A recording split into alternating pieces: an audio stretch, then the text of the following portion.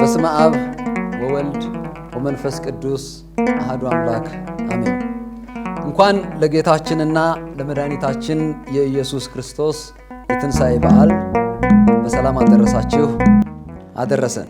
ለዚህ አደረሰን እግዚአብሔር አምላካችን ስሙ የተባረከ ይሁን። ብዙ የኢየሱስ ክርስቶስ በዓላትን በመታሰቢያነት እናከብራለን። የኢየሱስ ክርስቶስ የትንሣኤ በዓሉን ብናስብም ግን ትንሣኤው ሕያው ስለሆነ በሕያውነት እየኖርን ትንሣኤውን እናከብራለን። ክብር ለእግዚአብሔር ለአምላካችን ይሁን። የሞት መድኃኒት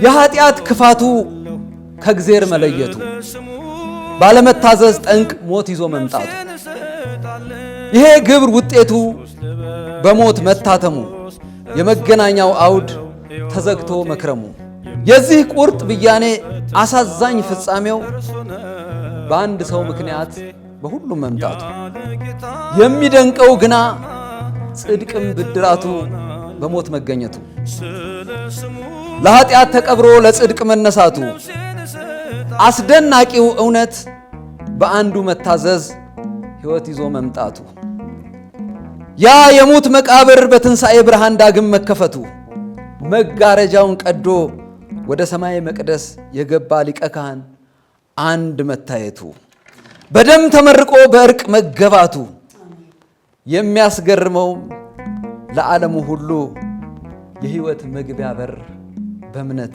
መከፈቱ፣ ልዩ የሚያደርገው ግን የትንሣኤው ጉልበት ለእኔ መስል ለሕመም መድኃኒት ምን ሊደንቃት ለዓለም የጥበብ ባለቤት አሟልቶላት ቅመም፣ ሐኪም በሽታ እንጂ ኃጢአት አያክምም። ለደዌና ለቁስ መፍትሄ ነበረ አለ ዛሬም ነገም።